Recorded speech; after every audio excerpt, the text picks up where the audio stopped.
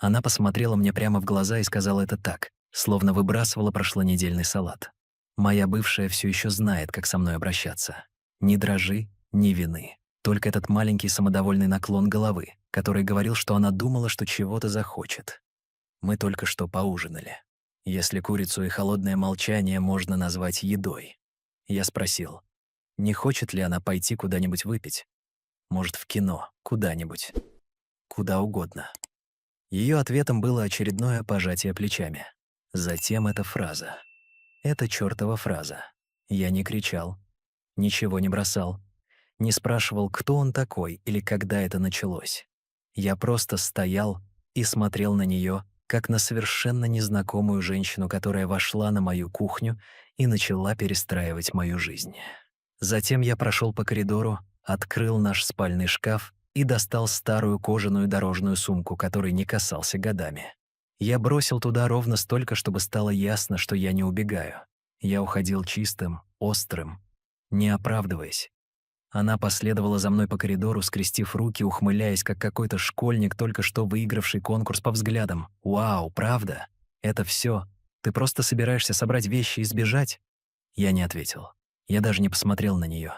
Но я открыл сейф за книжным шкафом. Да, тот, к которому она так и не потрудилась узнать комбинацию.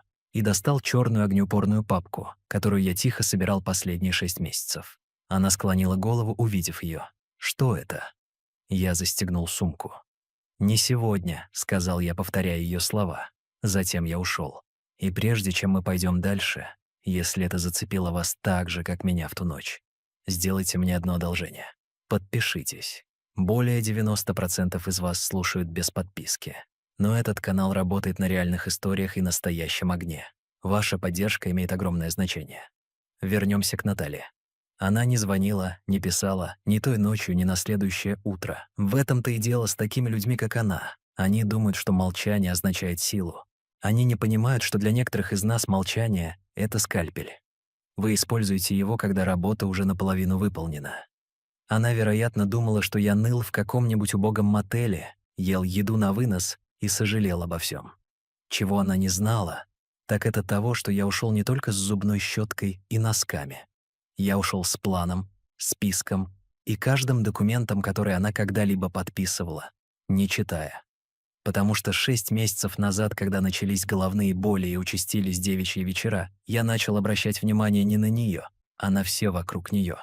Наши счета, наше совместное имущество, ее самодовольная привычка пересылать мне вещи для подписи. И я стратегически подписывал, пока она скучала по мне. Я тихо переводил все ключевые активы в новые компании, трасты, ООО, все юридически оформлено, все пуленепробиваемое, некоторые даже на ее имя, но запертые изнутри. Наталья понятия не имела, что кондоминиум на пляже, который она называла своим убежищем, технически принадлежал подставной фирме, где я был указан как управляющий партнер, или что курортная недвижимость, из-за которой мы спорили неделями, больше не принадлежала нам. Она была продана другой подставной фирме, чей почтовый ящик находился в складском помещении в Неваде. А затем была резервная копия электронной почты. Я дублировал наши облачные аккаунты. Не чтобы шпионить. Сначала нет, но в тот день, когда она оставила свой ноутбук открытым, и я увидел подтверждение бронирования отеля под другим именем, это изменило все. Сбросы паролей, бронирование, заметки в Винмо для Дэа — все это рисовало картину. Она думала, что я слишком стар или слишком устал, чтобы заметить. Я никому не говорил. Ни брату, ни адвокату. Пока нет. Но я начал готовиться, потому что Наталья не просто предавала мужчину. Она шла по минному полю. Она не знала, что я 30 лет учился строить. Тихо, стабильно, из бетона и стали. В ночь, когда я ушел, я не хлопнул дверью. Я ничего не сжигал. Я не плакал. Я поехал в маленький арендованный домик, который подготовил за неделю до этого. Ключи под ковриком, коммунальные услуги уже подключены. И я сел, открыл свой ноутбук и начал фазу 2. Тем временем дома она, вероятно, наливала себе еще один бокал вина, представляя меня в каком-нибудь жалком маленьком мотеле, скучающем по ней. Она понятия не имела, что буря уже началась, и она стояла в самом центре с железным прутом в руке. Она бы не осознала этого, пока не пришла Дженна. Но к тому времени было уже слишком поздно. Дженна пришла на следующий вечер, все еще в рабочей одежде, держа бутылку красного. как будто это было предложение мира. Наталья едва оторвалась от дивана, где развалилась как кошка, только что опрокинувшая стакан и обвинившая во всем гравитацию. Она усмехнулась, когда Дженна вошла, уже наливая 2 бокала, прежде чем подруга успела снять туфли. «Ну», — сказал Натали, вращая вино, как злодейка из мыльной оперы. Старик наконец-то собрал свои фланелевые рубашки и сбежал. Взял и ту странную папку. Наверное, наполнена брошюрами о пенсии из злобы. Дженна не засмеялась. Она даже не притворилась улыбкой. Она сидела напряженно, примостившись на краю дивана, как будто не хотела слишком близко подходить к тому огню, который разожгла Натали. «Я думала, ты сказала, что он не знал о Дереке». Наталья закатила глаза. Он не знал. И если бы знал, что он мог сделать, написать об этом в Nextdoor, он не то чтобы мистер Драма. Дженна наклонилась вперед, брови сведены. В этом-то и проблема. Он не занимается драмой. Он занимается растениями, структурами. Помнишь патио, которое он построил у меня на заднем дворе? Тихо, быстро, чертовски прочно. Он не сказал ни слова. Просто появился с чертежом и превратил гравий во что-то постоянное. Наталья. Ричард не спорит. Он строит месть, которая не выглядит как месть, пока она не станет бетонной. Наталья отмахнулась от нее, полусмеясь. «Ты драматизируешь». Дженна не сдвинулась с места. Вместо этого она достала телефон из сумки. «Хорошо, тогда объясни это». Она открыла электронное письмо и протянула его. Наталья взглянула, и ее ухмылка дрогнула. Cinder Compliance in internal westfordcapital.com. Тема «Срочно. Требуется немедленное действие».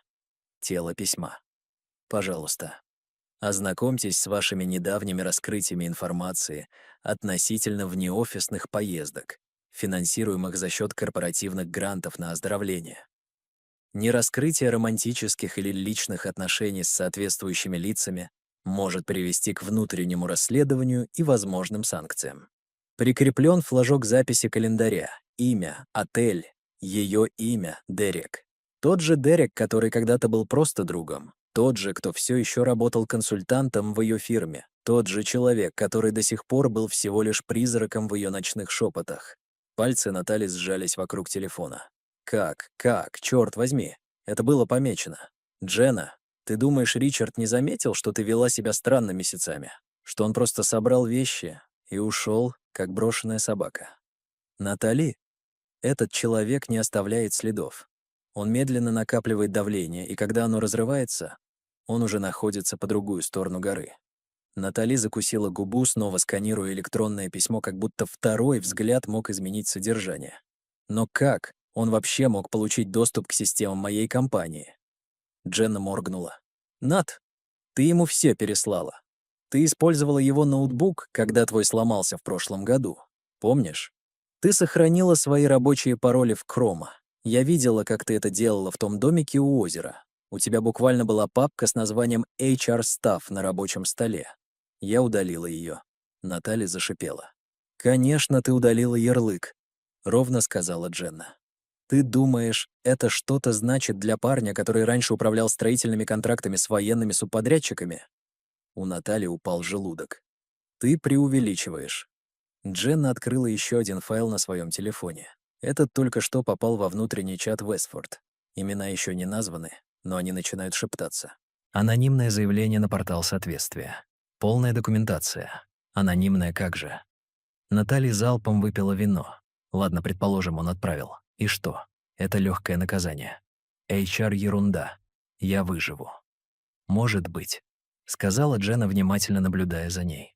Но если это его первый ход, тебе лучше молиться, чтобы это было только по корпоративным делам. Потому что если он строит что-то прочное, он не остановится на твоей работе. Он вырывает фундамент тихо, тщательно. И если ты смеешься сейчас, то потому что все еще думаешь, что это ты держишь карты. Лицо Натальи наконец-то дрогнуло. Она встала, подошла к кухне и налила еще один бокал вина. Ее рука дрожала. «Ладно», — пробормотала она. «Ладно, он зол. Я слышала, его гордость задета. И что? Он рассылает какие-то письма, заставляет меня выглядеть плохо. Он успокоится». Дженна не ответила. Она просто смотрела на нее. И затем медленно сказала: Ты все еще думаешь как человек, который может извиниться и выйти из положения. Но ты не просто задела его гордость. Ты оскорбила неправильный тип тихого человека. Наталья моргнула. Что это значит? Это значит, Дженна тоже встала. Голос ее был низким. Он не успокаивается. Он действует. Она взяла свою сумочку. А ты все еще сидишь в доме, который он owns, с коммунальными услугами на имя, которое ты никогда не удосужилась проверить. Ведешь себя так, будто твои шутки не имеют последствий. Дверь щелкнула за ней. И впервые за неделю Наталья не чувствовала контроля. Она чувствовала себя наблюдаемой, просчитанной, превзойденной. На следующее утро Натали проснулась в кровати king size, которая казалась слишком пустой и слишком тихой для той, кто думал, что только что выиграл. Она зевнула, потянулась и потянулась за iPad Ричарда, все еще синхронизированный с общим календарем, который они когда-то использовали для планирования отпусков, ремонта дома, званых ужинов, когда они притворялись функциональными. Но на этот раз, когда она коснулась приложения, она увидела сообщение, которого никогда раньше не видела. Доступ запрещен. Разрешения календаря отозваны. Она моргнула. Попробовала снова. Тот же результат. Пробормотала она. Какого чёрта? Затем попробовала семейный ноутбук. То же самое. Общий цифровой мир, в котором они раньше существовали. Пш.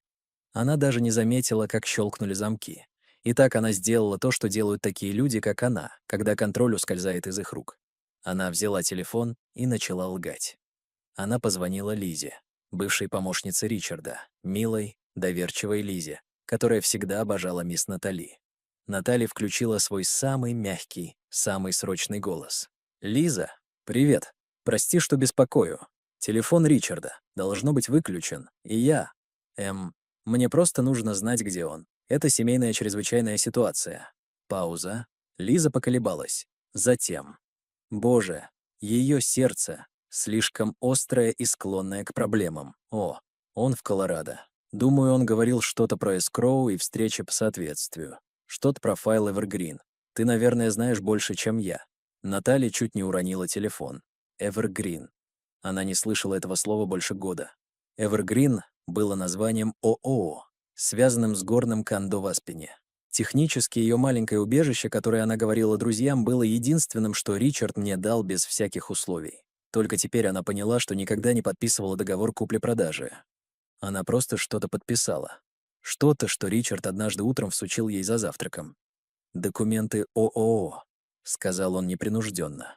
«Мне нужны твои инициалы для налоговых целей». В то время она листала Инстаграм. Она поставила подписи вслепую.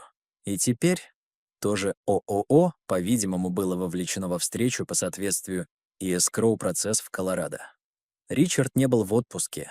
Он действовал. Наталья попыталась вдохнуть. Позвонила менеджеру апартаментов в Аспене.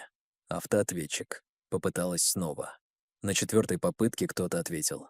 «Здравствуйте. Да, я звоню по поводу квартиры 4С», — начала она. «Я владелица». Пауза затем. «Прошу прощения, мадам. Я не уполномочен предоставлять информацию. Evergreen Holdings указан как основной контакт, и нам было поручено направлять всю связь через юриста». Голос Натальи дрогнул. «Я Evergreen Holdings». «Нет, мадам», — вежливо сказал голос. «Вы указаны как неконтролирующий член. Единственный контакт с контролирующими полномочиями — Ричард Карилли». Щелчок. Она стояла посреди гостиной, прижимая телефон к груди, пытаясь сложить цифры в голове.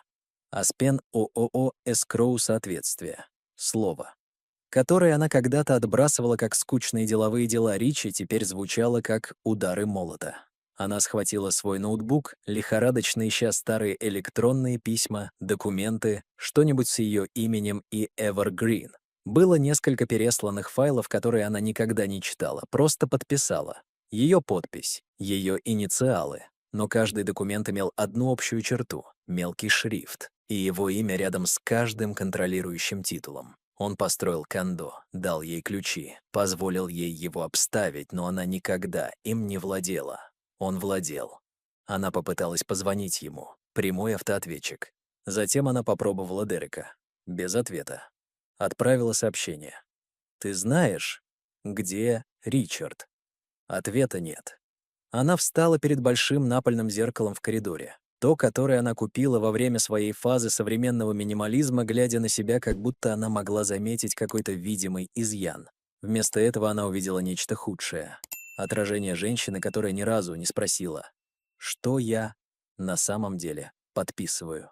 Женщины, настолько привыкшие плыть по поверхности вещей, отношений, финансов, разговоров, что она никогда не замечала, как земля под ногами меняется. Это был не мужчина, переживающий срыв. Это был мужчина, который молча укладывал кирпичи, пока она листала социальные сети и отправляла кокетливые смайлики своему бывшему. Она теряла не просто дом для отдыха, она видела, как ее иллюзии отбирают, не силой, не криком, а бумагами, идеально исполненными, пока она попивала вино и смеялась. Наталья, как всегда, отправилась в свой обычный салон чуть после полудня. На ней были большие солнцезащитные очки. Одетая в ту самодовольную уверенность, которая приходит от мысли, что ты на коне, она поприветствовала администратора своей обычной фальшивой теплотой, взмахнув волосами, как в рекламе шампуня, и взглянув на свое отражение, когда ее вели к креслу стилиста. «Та же стрижка?» — спросил стилист. «Просто освежить», — небрежно ответила она, листая телефон. Она уже была на полпути к составлению сообщения Дереку. Что-то пассивно-агрессивное и соблазнительное, когда стилист подкатил карту. Через 30 минут с волосами, обернутыми фольгой, и латте, остывающим на боковом столике, она потянулась к своей карте, чтобы оплатить депозит. Отклонено. Она моргнула. Попробовала снова. Отклонено. Она неловко рассмеялась. Уф, этот банк. Они так параноидальны насчет мошенничества в последнее время. Позвольте мне попробовать резервную. Свайп. Отклонено. Стилист смотрел на нее как на нечто, наблюдающее за реальным взрывом классового статуса. Наталья выдавила улыбку, щеки напряжены. «Подождите, я просто сделаю перевод. Ничего страшного». Она достала телефон и открыла банковское приложение. Общий счет, который она всегда называла нашей страховочной сетью, исчез. Не низкий баланс, не заблокирован, 0. Баланс 0 Теорес. Транзакционный счет закрыт. Статус карты деактивирован. Она почувствовала, как холод ползет по затылку. Она позвонила в службу поддержки, стиснув зубы, стараясь звучать спокойно. «Привет. Да, у меня возникла проблема с совместным счетом. Похоже, он был закрыт. Этого не может быть». Женщина на другом конце имела мягкий тон того, кто собирается сообщить плохие новости незнакомцу, которого им никогда не придется видеть. «Да, я могу подтвердить, что совместный счет с окончанием на 342 был официально закрыт 6 дней назад. Запрос на закрытие был обработан с подписями обоих держателей счета». Наталья рассмеялась. «Это невозможно. Я никогда ничего не подписывала». Еще одна пауза. «Ну, — сказала представитель, — у нас есть отсканированные формы авторизации с обеими подписями от 11 марта. Похоже, они были поданы лично в отделении Гленвью. 11 марта. Ее желудок скрутило. Это были выходные, когда Ричард заставил ее пойти в этот дурацкий налоговый офис. Сказал, что ей нужна подпись на форме для вычетов. «Просто рутина», — сказал он, подталкивая папку через кухонный стол, пока она листала Pinterest на своем iPad. «Поставь инициалы здесь. Подпиши там». Она не смотрела. Она была на полпути к планированию весенней поездки в Палм-Спрингс с Дженной. Она вспомнила тот момент с мучительной ясностью. Она вспомнила точное чувство безразличия. Она повесила трубку на середине звонка и бросилась наружу, оставив своего стилиста и фольгированные обертки, как сцену из реалити-шоу. Она села в машину, глаза дико блестели, пытаясь разобраться. Ричард не просто опустошил счет, он ее не взломал. Ему не нужно было. Он просто опередил ее на 6 месяцев. Он заставил ее подписать авторизацию на закрытие месяца назад, задолго до едких замечаний, до того, как Дерек снова появился, до того, как она вообще поняла, что эмоционально ушла из брака. Наталья открыла свои текстовые сообщения и искала что-нибудь с того дня. Нашла одно. «Ричард, не забудь заехать в отделение по дороге домой. Им понадобится твое удостоверение личности». Она никогда не спрашивала, для чего. Просто пошла, улыбнулась кассиру, подписала то, что ей подсунули, пошутила о том, что она миссис Кариле, пока налоговые формы не будут оформлены. Они даже посмеялись. Теперь эта подпись лишила ее доступа к более чем 120 тысячам долларов наличных активов, и она понятия не имела, куда они делись. Она открыла приложение своей кредитной карты. Одна оставшаяся карта все еще активна. Лимит 10 тысяч. Она почувствовала, как ее дыхание стало поверхностным. Набрала Ричарда, прямой автоответчик. Отправила сообщение. «Что ты сделал с нашим счетом? Доставлено». Ответа нет. Она уставилась на сообщение. Перечитала его. «Наш счет». И тут ее осенило. Этот счет не был нашим уже несколько месяцев. Она просто не заметила, потому что ей никогда не приходилось, потому что он играл в долгую, пока она играла в одевалке со своими заблуждениями. Небольшая деталь на периферии ее зрения зафиксировалась. Ричард перестал пользоваться их общей картой несколько месяцев назад. Он переключился на использование металлической карты, которую она не узнавала. Она спросила однажды, и он пробормотал. Новый бизнес-счет. Ей было все равно. Такая была игра. Он говорил скучно. Она не слушала. Теперь она сидела. На водительском сиденье арендованного внедорожника руки дрожали, помада размазана, пытаясь понять, как мужчина, которого она считала пассивным, просто щелкнул выключателем и выдернул вилку. Это были не просто деньги. Это было доказательство. Доказательство того, что он наблюдал, как она дрейфовала месяцами, и реагировал как мужчина, который зарабатывает на жизнь строительством. Не с эмоциями, а со структурой. Наталья прошествовала в стеклянную башню в центре города, как всегда. Щелкая каблуками, оставляя за собой шлейф духов, телефон прижат к уху. Она поприветствовала стойку регистрации своей обычной фальшивой теплотой и прошла через охрану, высоко подняв свой бейдж, голову еще выше. Снаружи ничего не изменилось. Ее отражение в зеркальных стенах лобби по-прежнему выглядело остро, собрано, профессионально, неприступно. Но когда она ехала в лифте на 28-й этаж, что-то было не так. Слишком тихо. Она вошла в свой отдел и немедленно почувствовала это. Падение температуры. Коллеги застыли за своими столами. Разговоры прекращались на полуслове. Глаза скользили к ней, а затем отводились, как будто она была радиоактивной. Ее босс, Грег, парень, который обычно не мог удержаться от неуклюжих шуток отца, увидел ее и немедленно отвернулся к своему монитору, делая вид, что не видел. Она замерла на мгновение, впитывая холод. Затем встряхнулась. Люди иногда были странными. Может быть, сезон бюджетирования. Может быть, кто-то другой накосячил, и она еще не в курсе. К полудню пришло электронное письмо. Тема. Встреча HR. 12:30. Конференц-зал Б. Участники. Вы — директор HR, руководитель отдела соответствия. У нее сжался желудок. Она вошла на 10 минут раньше, как будто уверенность могла что-то значить. Села, слишком широко улыбнулась, подождала. Первой вошла директор HR. Без зрительного контакта, только вежливый кивок. Затем руководитель отдела соответствия. Человек, которого она видела только один раз во время онбординга. Он выглядел так, будто предпочел бы быть где угодно. Человек, которому было поручено доставить новости и тихо исчезнуть. Папка на столе уже была открыта. «Мисс Брэдфорд», — начала директор HR. Ее голос был ровным. «Мы получили документацию относительно потенциального конфликта интересов, который вы не раскрыли. Это касается вашей внеофисной деятельности в прошлом квартале, в частности, саммита по лидерству в области оздоровления в Палм-Спрингс». Наталья моргнула. Я подала послеконференционный опрос и квитанции за проезд. Все было.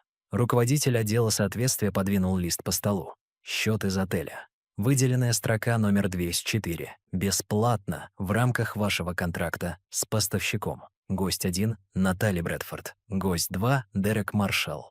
Она замерла. Тот самый Дерек, с которым она столкнулась во время той поездки. Тот самый бывший, с которым, как она клялась, у нее нет никаких текущих связей. Тот самый человек, который когда-то работал над учетной записью поставщика, которую ее компания только что возобновила. Ее голос едва работался. Я не знала, что это будет помечено. Мы не... Это было не очередное письмо, подсунутое вперед. Тема вложения электронной почты. Все еще знаешь, как со мной обращаться. С смайликом от marshallsoft.solutions.com. В итоге. Westforce Capital из Брэдфорда. Вложение. Booking as conform .jpg. Она не могла дышать. Как ты это получил?» Директор по персоналу откашлялась. Они были представлены через наш сторонний портал соответствия. Полностью анонимные, но чрезвычайно подробные. Пальцы Натали задергались по бокам. Кто-то прошел через правильные каналы. Ни скандал, ни вирусное видео, просто нарушение политики, корпоративное неподобающее поведение, такое, которое не кричит. Оно просто аннулирует твой пропуск, пока ты говоришь. Она попыталась оправдаться. Это не то, чем кажется. Это была комната. Он просто заскочил. Мы не договаривались. Я даже не думала. Вы не раскрыли ваши отношения. Как ни в чем не бывало, сказал офицер по соответствию. Сам вид неподобающего поведения является нарушением.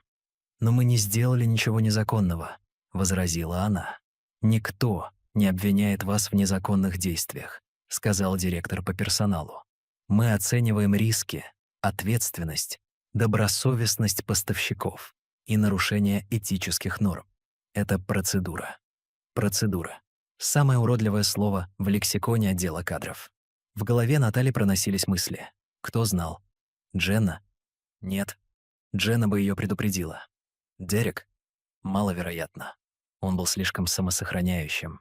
Никаких следов, никаких незавершенных дел, что оставляло только одного человека — Ричарда. У нее пересохло в горле. Он не кричал. Он не появлялся в ее офисе, пьяный и драматичный. Он ей не угрожал. Вместо этого он использовал те инструменты, которые она недооценила — систему. Он отправил это тихо через правильный портал. Никакой подписи, никаких улик, но много подтверждений. Ему не нужно было, чтобы ее уволили. Ему нужно было, чтобы она была разоблачена. «Что теперь будет?» — спросила она. Голос дрожал. «Мы начнем внутреннее расследование», — сказал директор по персоналу. «Вас не увольняют, но ваш доступ к поставщикам приостановлен. Вас переведут на должность, не связанную с клиентами. На время расследования до получения дальнейших результатов». Наталья слишком быстро встала. Комната поплыла. «Я буду сотрудничать». «Конечно, это просто», — рассмеялась она резким, лишённым юмора смехом. «Просто недоразумение. Старый друг и неудачное время». Никто не ответил. Она вышла из комнаты медленнее, чем вошла. Дверь закрылась за ней, как сейф. Снаружи ее коллеги даже не пытались сделать вид, что не смотрят. Некоторые переглянулись. Одна девушка прошептала, прикрыв рот рукой. Наталья вернулась к своему столу, открыла пустое письмо Дереку и удалила его. От этого добра не жди. Затем она открыла URL портала соответствия просто, чтобы посмотреть. Идентификационный номер отчета был там, с временной меткой. Дата — утро после того, как она сказала ту фразу Ричарду на кухне. Мой бывший все еще знает, как со мной обращаться, по-видимому, как и ее муж. Он встретил ее последствиями, обернутые в профессионализм, доставленные с бантом. Домоуправитель едва взглянул вверх, когда Наталья прошла через мраморное фойе Виро, роскошного здания, которое она с гордостью называла своим личным аварийным люком. Она бросила ему натянутую улыбку, притворяясь, что все в порядке, притворяясь, что туфли на каблуках, которые она носила, не шатались под давлением. Но как только она свернула за угол к лифтам, она замерла. На двери квартиры 8004 было что-то уродливое, жирный красный шрифт. Уведомление о выселении, неуплата договорных обязательств. Квартира подлежит немедленному освобождению. Ее челюсть отпала. Она сорвала его с двери, сердце колотилось и вставила ключ в замок. Он щелкнул, но не открылся. Задвижка. Она ударила кулаком по двери. Какого чёрта? Щелчок. Изнутри дверь отворилась. Мужчина в форменной рубашке с логотипом грузчиков на груди приоткрыл ее. «Ты, Наталья, что ты делаешь в моей квартире?» Он пожал плечами. «Нам дали разрешение на вывоз вещей. Все уже учтено. Много времени не займет». Она протиснулась мимо него, каблуки яростно щелкали по паркету. «По чьему разрешению? Я плачу аренду за 6 месяцев вперед. Я переводила лично. Я здесь живу». В квартире царил хаос. Коробки полуупакованы. Ее одежда сложена как бы невзначай. Ее туалетные принадлежности в пакетах на молнии на прилавке. В гостиной стоял агент по аренде с папкой в руке. Глаза широко распахнуты от показного сочувствия. «Мисс Брэдфорд», — сказала она медовым голосом. Мы пытались с вами связаться. Возникли сложности с источником платежа. Наталья подошла. Никаких сложностей. Я заплатила за 6 месяцев вперед. Вы это подтвердили. Да, но платеж поступил от организации под названием Kikes Holdings LLC. Наталья моргнула. Так вот, на прошлой неделе они инициировали отзыв всех предоплаченных средств в ретроспективе. И поскольку договор аренды оформлен на их имя, мы были юридически обязаны обработать возврат средств и начать процесс выселения. Наталья смотрела, не мигая. «Я не понимаю. Я подписал договор?» Агент медленно покачал головой. «Вы подписали как арендатор, но держатель договора — организация, владеющая правами на квартиру. Это Kikes Holdings, зарегистрированная в Делавере». Комната поплыла. Делавер. Это было любимое место Ричарда. Она шутила, что у его трастовых счетов было больше паспортов, чем у нее. «Почему Делавер?» — как-то спросила она. «Потому что там тихо», — ответил он. «И никто не задает вопросов». Голос Натальи треснул. «Это мое имя на почте, мое имя на домофоне. Ни одно из них не делает вас законным арендатором», добродушно, почти извиняющимся тоном сказал агент по аренде. «Вы были назначенным пользователем». «Это отдельная категория», — наклонился грузчик. «Нам закончить упаковку спальни?» Наталья повернулась к нему, как дикое животное. «Нет, вы не можете к этому прикасаться. Я здесь живу. Вы не можете». Но тут ее слова застряли в горле, потому что она кое-что вспомнила. 6 месяцев назад Ричард отпустил сухую шутку за ужином. «Ты не первая женщина, которая арендует помещение, которое на самом деле никогда не принадлежало ей». Она не обратила внимания. В то время она думала, что он ссылается на что-то, что видел по новостям. Теперь она поняла, что он предвещал. Ее дыхание стало прерывистым. «Подождите», — сказала она, ее глаза метались. «Если договор аренды недействителен, я могу его восстановить, верно? Я заплачу сейчас. Я переведу средства сегодня. У меня есть деньги». Агент по аренде колебался. К сожалению, квартира теперь находится в статусе переназначения. Другая сторона уже выразила намерение арендовать. Действует окно блокировки на 48 часов, и вы больше не являетесь авторизованным контактом. Наталья отшатнулась к кухонному острову. Эта квартира была ее тайным миром. Место, куда она отправлялась, когда ей нужно было отдохнуть от Ричарда, квартира, которую она использовала для встреч с Дереком, место, где она хранила подарки, которые не хотела, чтобы Ричард видел, место, где она шептала, смеялась и чувствовала себя умной. И это не было ее, никогда не было. Он позволил ей играть в арендатора, дал ключи, позволил украсить, дал ей иллюзию независимости. Но каждая бумажка имела его отпечатки пальцев за кулисами. Она была гостем, безбилетником с разрешения. Теперь разрешение было отозвано. И единственное, что было более унизительным, чем осознание того, что ее выселяют, это осознание того, что ей разрешили находиться здесь. Как арендатору в симуляции, построенной так, чтобы взорваться в тот момент, когда она почувствует себя слишком комфортно. Ее телефон зазвонил. Письмо. Тема. Подтверждение цифровой почтовой комнаты. Kikes Holdings LLC. Возврат средств обработан для старого номера счета аренды 804. Средства возвращены согласно пункту о возврате средств согласно протоколу расторжения. Дата. В тот же день, когда она сказала Ричарду: «Мой бывший все еще знает, как со мной обращаться». Она уставилась на экран. Он не просто реагировал, он рассчитал время. Он выдернул доски под ногами, как только она подумала, что научилась танцевать. Наталья уронила уведомление о выселении. Впервые ей нечего было сказать. Наталья как раз наливала себе 3-й бокал вина, когда зазвонил звонок. Сначала она не двигалась, просто сидела на диване своей теперь мучительно временной квартиры. Голые стены, наполовину распакованные коробки, ваза с умирающими розами. Она купила их из упрямства. Вино плескалось в ее бокале, как будто пытаясь сбежать. Звонок зазвонил снова. Более срочно. Она подошла к панели, нажала на динамик. «Да, это я». Голос Джены был резким. «Открой дверь». Наталья пропустила ее, сбитая с толку. Дженна никогда не говорила таким тоном, если только что-то не было очень плохо. Через минуту дверь распахнулась, и Дженна ворвалась, как будто только что вышла с места преступления. «Я звоню тебе уже 2 дня», — прошипела она. Наталья моргнула. Я была занята чем? Выселением из твоей собственной страны грез. Лицо Натальи помрачнело. Ты не имеешь права меня поучать.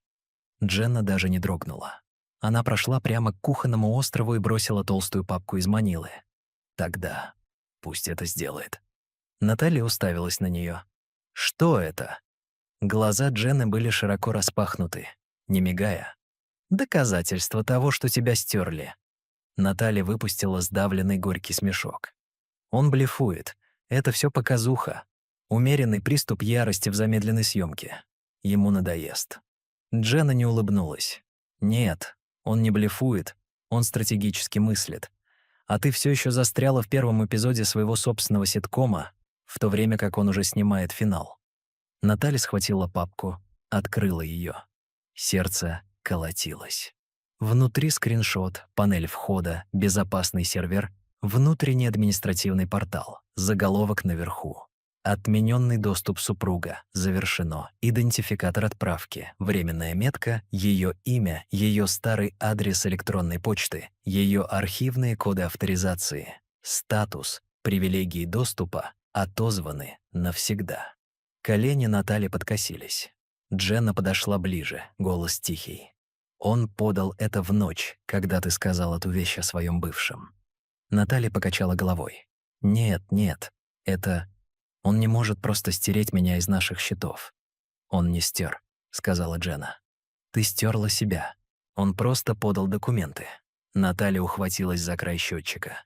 Что еще там есть? Дженна не моргнула. Отзыв доверия, обновление бенефициаров наследства, переопределение медицинских директив, удаление экстренных контактов. Все. Каждый канал, где твое имя когда-то стояло рядом с его, исчез. Ты больше не его жена ни в одной юридической системе, которая имеет значение. Ты даже не контакт. Наталья почувствовала, как сужается ее взгляд. Уши заложила. Он разводится со мной, не разводясь со мной. «Нет», — сказала Дженна, голос едва слышен. «Он тебя растворяет». Молчание повисло между ними, как заряженное ружье. Наталья подняла скриншот, сканировала мелкий шрифт, ища лазейки. Портал был связан с юридической фирмой в Бостоне, бутиковой фирмой, специализирующейся на реструктуризации активов руководителей. Она вспомнила название. Ричард однажды упомянул их за ужином что-то о тихих выходах. В то время она рассмеялась и сказала, что это звучит как роскошный хоспис для богатых людей. Он улыбнулся, не ответил. Он уже выбрал фирму, уже выбрал дверь. Уже исключил ее из всего будущего, которое, как она предполагала, ей принадлежало. Он не делает этого, чтобы причинить тебе боль, сказала Дженна, внимательно наблюдая за ней. Он делает это, чтобы очистить стол, как будто ты — файл, который нужно архивировать. Без скандала, без публичного беспорядка. Просто удалить. Наталья покачала головой. В ее голосе появился маниакальный оттенок. Он не может просто уничтожить брак. Есть законы, права, общее имущество, которое он защитил 6 месяцев назад. Дженна перебила. Ты подписал документы. Ты их не читала. Ты думала, он скучный, безвредный, легко обойти. Руки Натальи сжались вокруг папки. И что? Я просто все теряю. Он может притворяться, что меня никогда не существовало. Дженна, нет. Ты все еще существуешь. Просто не в той комнате, куда он входит. Дверь за ней скрипнула. Здание сдвинулось. Где-то дальше по коридору кто-то засмеялся. Все звучало далеко. Наталья опустилась на стул, глядя на папку, как будто она могла загореться. «Ты сказала, что он не устраивает грязных драк», — прошептала она. Дженна кивнула. «Он не устраивает». Наталья подняла глаза. Голос был пустым. «Тогда что это?» Дженна помолчала. «Это архитектурное возмездие. Такое, которое ты не видишь, пока не поймешь, что стоишь в доме, который уже признан аварийным». Наталья не плакала. Пока нет. Потому что где-то под всем отрицанием она поняла, что приняла тишину за слабость, И Ричард просто ждал, пока фундамент сгниет, прежде чем снести ее из своего будущего. Наталья не могла спать. Не из-за вины. Она еще не полностью приняла эту эмоцию, но потому что тишина становилась слишком громкой. Это было не только отсутствие сообщения от Дерека или то, как Дженна ушла, не попрощавшись. Это была пустота, которую создал Ричард. Она распространялась, поглощая части ее жизни один за другим, согласно юридической статье. Ей нужен был рычаг. Что-нибудь. Хоть что-нибудь. Она села в постели, взяла телефон и начала копаться в своих голосовых заметках. Где-то там она помнила, была запись, которую она сделала месяцы назад. Она даже не могла вспомнить, почему. Возможно, это должно было быть доказательством эмоциональной отстраненности Ричарда. Или, может быть, это был один из тех пьяных моментов, когда она думала, что была очень смешной. Файл назывался «Lol Rich Ignore». Она нажала «Воспроизвести». Звук потрескивал мгновение. Затем раздался ее собственный голос, яркий, самодовольный, записанный на мягкий звон бокалов с вином. «Знаешь, может, я оставлю Дерека на стороне? Ты едва ли заметишь. Ты так занята алфавитным порядком в чертовом морозильнике». Затем голос Ричарда. Тихий, усталый. «Ты думаешь, это смешно?» Она хихикнула на записи. «Раньше у тебя было чувство юмора, детка. Расслабься». Еще одна пауза. Затем снова Ричард ровным тоном. «Ты хочешь этого брака или тебе просто нравится, как он украшает твою налоговую декларацию?» Снова ее смех. «Боже, ты драматична. Расслабься». «Я просто шучу». Она должна была остановиться. Наталья уставилась на телефон в своей руке, как будто он начал источать яд. То, что когда-то было легкомысленной шуткой, теперь звучало как признание, оружие. Что-то, что такой человек, как Ричард, мог бы положить на полированный стол в тихом зале суда. Что-то, что упало бы как камень. Она проверила метаданные. Запись 8 месяцев назад. Тогда она не знала, что Ричард все еще имел доступ к общему облачному хранилищу. Она не думала дважды о синхронизации резервных копий. Телефон делал это автоматически, загружая все в их общий диск, включая эту заметку. Она открыла учетную запись общего облака и проверила журнал доступа. Ричард скачал файл 3 дня назад. 3 дня назад. Ее сердце остановилось. Она бросилась к своему ноутбуку, пытаясь отозвать доступ, удалить файл, вытащить его откуда угодно, где он мог его сохранить, но было слишком поздно. Лошадь ушла из конюшни, а она стояла там с сломанным замком в руке, притворяясь, что у нее все еще есть ворота. Она попыталась рационализировать это. «Это просто шутка», — пробормотала она вслух. Никаких имен, никаких дат, никаких доказательств, что что-то произошло. Но это было больше, чем шутка.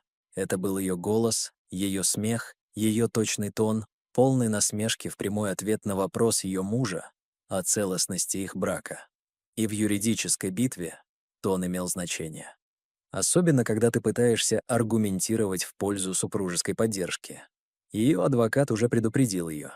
Если он это документирует, а вы добиваетесь алиментов или сохранения активов, вам лучше быть чистой. Судьи не любят лжецов, они ненавидят манипуляторов. И теперь у вас есть голосовая заметка, помеченная ее же самодовольным почерком, которая звучит как улика А в психологическом профиле супружеского мошенничества. Она открыла свои сообщения и начала набирать Дженни. «Ты помнишь ту запись, которую я сделала о Ричарде насчет Дерека?» Она удалила, переписала. Гипотетически. Если бы кто-то записал разговор, где они шутят об измене, можно ли это снова удалить? Это не имело значения. Ущерб уже был нанесен. Ричарду не нужно было ничего говорить. Ему нужно было только сыграть этот клип в нужной комнате, с нужным молчанием до и после, и позволить ему усвоиться. Наталья уткнулась лицом в руки. Это был не какой-то скандал в таблоидах с криками и тушью, стекающей по щекам. Это не было слезное признание перед камерами. Это была медленно рушащаяся фундамент башни, съеденная изнутри. И самое худшее, она сама построила половину опор шуткой, усмешкой, своим собственным чертовым голосом. Она ходила взад и вперед, затем резко остановилась, а сознание ударило ее как пощечина. Если бы у Ричарда была запись, ему не нужно было бы говорить ни слова в суде. Ему даже не нужно было бы спорить. Он просто подождал бы, пока она подаст заявление о чем-либо. Алименты, имущество, поддержка, что угодно. Затем он тихо подал бы файл, позволил бы записи говорить, позволил бы судье услышать сарказм, позволил бы системе, которую он уважал гораздо больше, чем она когда-либо, сделать свою работу. Она превратилась бы из обиженной жены в документированную прелюбодейку за 12 секунд. Наталья рухнула на диван, глаза стеклянные, телефон выскользнул из пальцев. Она не просто вырыла себе могилу. Она сама себя озвучила, делая это. Ей потребовалось 3 часа, чтобы составить электронное письмо. Наталья уставилась на мигающий курсор, как будто он был ей чем-то обязан. Она начала с «Ричард, пожалуйста». Удалено. Попробовала снова. «Мы можем поговорить как взрослые». Тоже удалено. Каждая версия оказалась либо слишком манипулятивной, либо слишком пустой. В конце концов, она напечатала то, что, вероятно, было ближе всего к правде. «Я тебя больше не узнаю. Я знаю, что совершала ошибки, но это кажется несправедливым. Мы годами строили жизнь. Мы были партнерами». «Ты не думаешь, что я заслуживаю хотя бы разговора?» Она перечитала его 5 раз, нажала «Отправить» и немедленно пожалела об этом. Но не так сильно, как жалела о навязчивой проверке почтового ящика в течение следующих 48 часов. Ничего. Никакого ответа. Никакого сообщения. Даже уведомления о прочтении. Она обновляла свой почтовый ящик снова и снова, пока само действие не стало ритуальным, как будто, если она просто посмотрит достаточно пристально, он будет вынужден ответить. На 3-ю ночь, невыспавшаяся и нервная, она услышала сигнал. Ее глаза метнулись к экрану от Litigation a leonardharlow.com. Тема «Закрытие». Она открыла его. Уважаемая мисс Брэдфорд, настоящая фирма была нанята для представления интересов мистера Ричарда Карлайла по всем вопросам, связанным с прекращением финансовых и юридических связей с вами. Мы убедительно просим, чтобы вся дальнейшая переписка направлялась в наш офис. Любой личный контакт может быть истолкован как домогательство и будет рассматриваться соответственно. К этому сообщению прилагается исчерпывающий аудит всех общих активов до и после брака. Это включает закрытые совместные финансовые счета, переданные или переназначенные общие объекты недвижимости, реструктурированные и юридически вышедшие из партнерств бизнеса и ООО, отозванные медицинские, юридические и страховые разрешения, трасты и пенсионные счета разделены или отозваны. Этот отчет был рассмотрен независимыми аудиторами и подан соответствующим хранителям. Никаких текущих споров не осталось. Никакие активы не ставятся под сомнение. Настоящее сообщение служит официальным уведомлением о том, что мистер Карлайл считает все личные и юридические главы с вами закрытыми. Благодарим вас. Бенджамин О. Харпер, юрист, Леонард Харпер, энд Росс ЛЛП. Наталья уставилась на слова. Рот открыт, но молчалив. Она прокрутила вниз. Прилагался PDF.